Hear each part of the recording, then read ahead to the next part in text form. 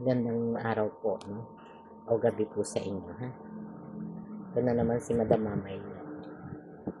Parang nakakakuha ako ng energy 'no, na parang nalulungkot, nalulungkot, nalulungkot ka na naman kasi parang pakiramdam mo, walang nangyayari 'no, sa lahat ng pinaghihirapan mo o pinagsisikapan mo.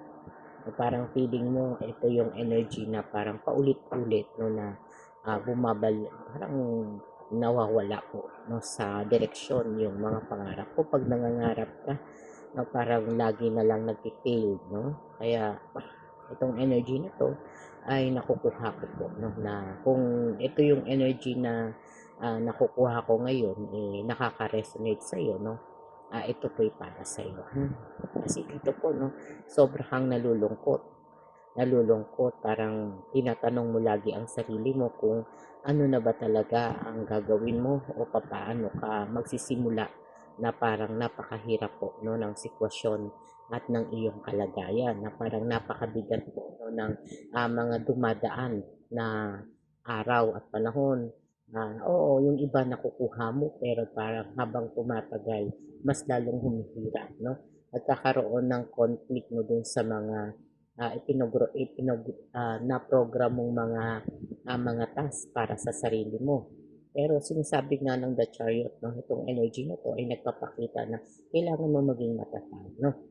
Kailangan mong panindigan, no? O kailangan mo pang kumuha ng lakas, no? Na maaaring ito yung magdadala sa iyo ng totoong tibay ng loob. Kasi dito sa mga pinagdaanan mo, parang napakarami mong tanong, no? Napakaraming dahilan para malungkot ka. No, kung paiiralin mo yung sobrang kalungkutan ng iyong puso, ng iyong isip, no, hindi mo makikita kung gaano ka katatag. No, hindi mo makikita kung ano yung mas makakabuti para sa ginagawa mo, no? Kasi kailangan magplano ka lang daw, ha? Magplano, no? At kung hihingi ka no, ng payo o tulong sa ibang tao o sa mga kakilala mo, mas piliin mo pa rin yung sarili mo, no? Kasi sa sarili mo, mas nakikita mo yung tama, no? O opinion lang o guide lang ang pwede mong hingin no, para sa iba. Ngayon, kung nag-aalinlangan ka, no, at medyo lalagay ka sa sitwasyon na hindi mo makakayanan, mas paniwalaan mo ang sarili mo. No, kasi dito ka makakakuha ng ng katatagan, ng lakas, no, at marami ka ng mga natutunan o dapat pang matutunan, no, sa landas na tinatahak mo. No, kung ito may pag-ibig o ito may karir, no, sa iyong buhay o sabihin na natin sabay mong nararamdaman, no, yung kabiguan sa iyong landas o sa iyong tadhana. No? Pero sabi nga, magpakatatag ka kasi kaya naman dumating sa buhay mo ang ganyang sistema o ang ganyang kapalaran para makita mo yung sarili mo. No? Kung hinog ka na ba, no? O sapat na yung mga kaalaman na meron ka. Kasi minsan yung mga dagok, no? O mga pagsubok sa buhay na akala natin, no?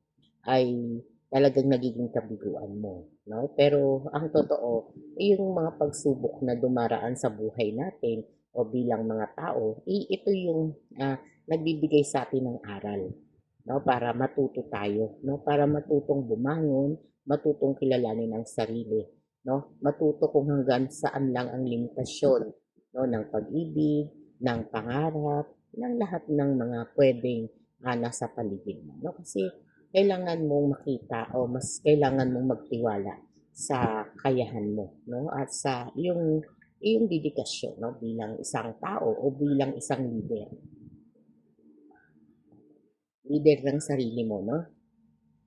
Leader ng sarili mo na kailangan mong magtagumpay, no? Kung may mga sitwasyon no, na talagang sunod-sunod ang paglagapak o ang kabiguan, no? Huwag kang malulungkot, huwag kang sasama ang loob kasi hindi naman dahil hindi mo nakuha yung mga gusto mo, lalo na sa love, sa career, no, ay hindi ka nalalaban, no? O may sisisihin kang ibang tao dahil kasalanan niya, dahil pinayuhan ka niya ng hindi naaayon sa'yo, no? Ay hindi po tama yun, ha? Kailangan maging tama po ang lahat, no? At kailangan mo pa rin talaga manindigan para sa mga pangarap mo at sa sarili mo kasi ikaw lang naman talaga ang makakakita o makakakilala o magpapatatag sa sarili mo. Samahan mo rin ng panalangin. No, samahan mo rin ng panalangin at sikapin mo doon sa doon sa pagkakabigo mo sa karir mo, sa love mo, ay hindi ibig sabihin nun may sisisihin kang iba. No, kailangan mo lang magpakatatag. No? Kailangan mong manalangin. Kung maganda ang opinion ng mga kaibigan mo, nasa paligid mo, kunin mo. Pag hindi maganda, ikaw yung manindigan para sa sarili mo. Kasi ikaw naman ang nakakaalam ng mas magiging tama o mas magiging mali para sa'yo. No, kasi kailangan nating matuto, no? Lalo na sa atin, no, na talagang nagmamatured o mas tumataas po yung dekalidad ng pagkatao. No, kailangan nyo pong manindigan, no, para sa sarili mo dahil may sapat ka namang karunungan at may sapat ka ring pananaw sa buhay mo, no, na talagang kung papangarapin mo, eh, amo no? At yung subok na dumaan sa'yo, ay wag mong ikakalungkot. Wag paano ka magtatagumpay. Parang sabihin mo lang sa sarili mo, kaya ka nag-fail, no? Dahil hindi pa sapat. Hindi pa sapat. May kulang pa sa'yo, no? May kulang pa. May nakalaan para sa'yo, no?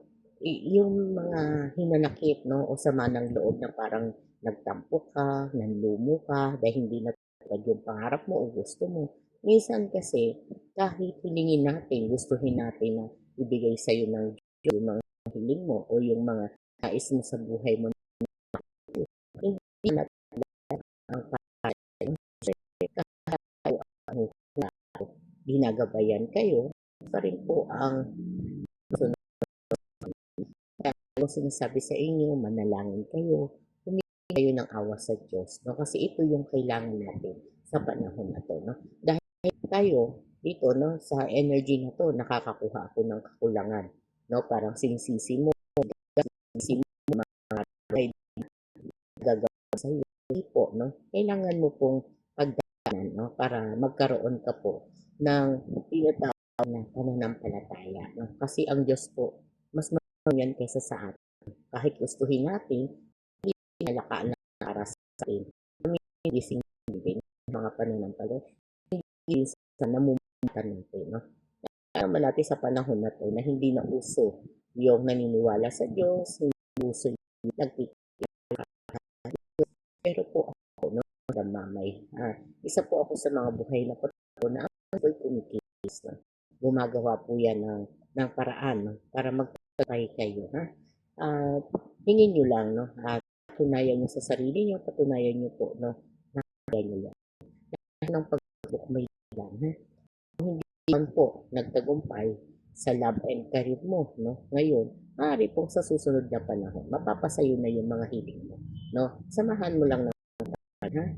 Samahan mo lang ng saya o pagtanggap, no? Kung paano mo aralin, paano mo bibigyan, no, ng isang magandang halimbawa o solusyon yung sitwasyon mo, no? Para naman sa susunod, ikaw naman ang makakatulong o magagabay sa iba, no? Kasi ito yung mga energy na nakikita natin na may kakayahan ka o may likas kang kakayahan. Yung mga kahinaan mo mula sa past ay hindi mo na dapat inaalala o binabalikan, no? At sa love life naman, no? Love life, no? Kung tungo tayo sa love life, ha? Bigyan ko kayo ng dalawang card, no?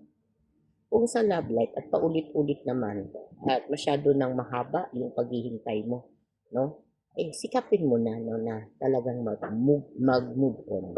Kasi ito yung energy na marami ka ng tiniis, marami ka na talagang pinagdaanan, no? At maraming pagpapasensya o pagbibigay ng second chance, no, para sa taong minamahal mo pero nagiging paulit-ulit na lang na umaasa, ready magbigay ng second chance. Paano ka magbibigay ng second chance kung ang ang taong minamahal mo, hindi naman po nagpaparamdam o hindi po nagiging toxic po para sa ang ganitong sitwasyon.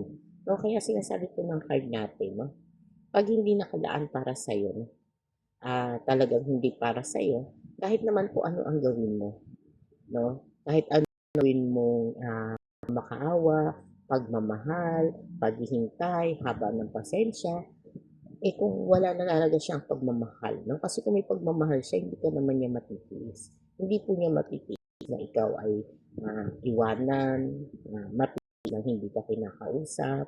Kasi andun nga yung sinasabing namimiss, no? Kasi kung namimiss ka ng isang tao at para sa iyo yung pagmamahal na yun, gagawa at gagawa po siya ng paraan para balikan ka, no? Balikan ka. Puro pahirap na po ang dinadaanan mo. No? Puro pahirap na at paano mo mabubuksan ang sasabihin mo kung hindi ka makapag-move on. No? Hindi kailangan ang sarili mo na paniwain ang sarili mo na kaya mo ding magmahal ng iba o mahalin muna ang sarili mo.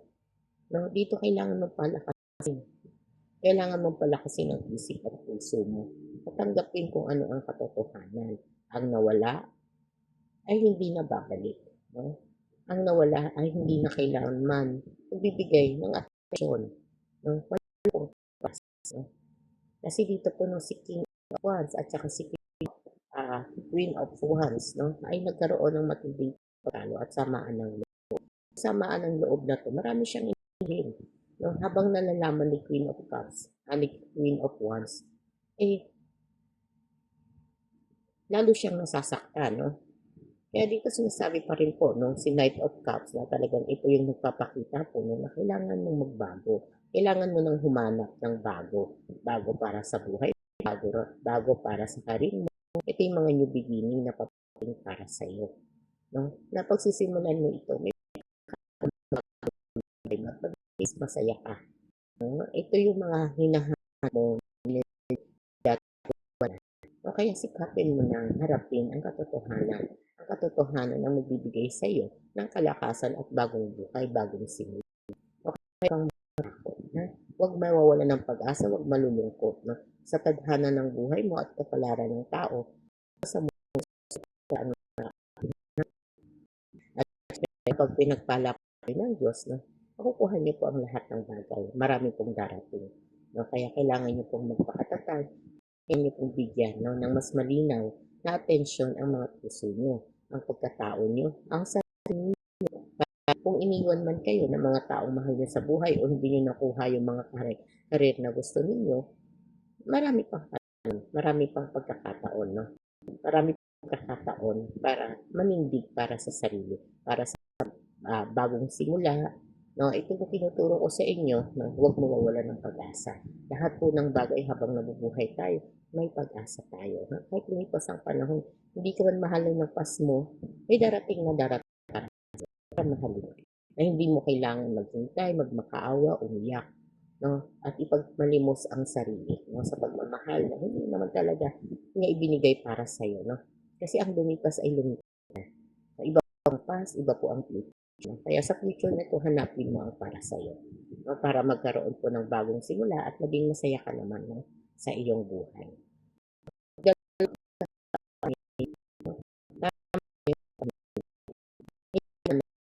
May may tao lubos kang pagkatiwalaan, yung taong hindi kang babalik ka o mag-isip ka. Yan yung dapat sabay ng paghanap no, sa sarili at sa karir na pipiliin mo. No? Magtagumpay ka dahil itataas ka po ng Diyos. No? Kahit ano pa daan sa ulo, sama ng loob na ginawa sa iyo ng person mo o ng tadhana na dumating sa buhay mo, nananatili ka po matatag at kikilalanin. No? Hanapin lang yung dalawang bagay na ano, katatagan ng isip, katatagan ng ang kalahatan. Kaya magtiwala ka lang po sa Diyos, ha? Magtiwala lang po sa Diyos at sa sarili mo. Sa po, magandang hapon po.